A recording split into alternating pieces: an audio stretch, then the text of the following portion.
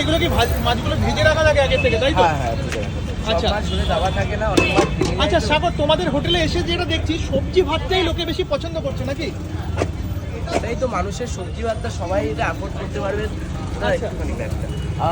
Mainly হচ্ছে সবাই তো আর মাছ মাংস রেগুলারলি খেতে পারেন না, অনেক মানুষ এরকমও আছেন যারা কি সবজি ভাতটা খেতে পারেন, ওই জন্য মানুষকে খাওয়ানোর প্রচেষ্টা কি কম কম দামে মানুষকে ঠিকভাবে খাওয়াতে পারি যেরকম।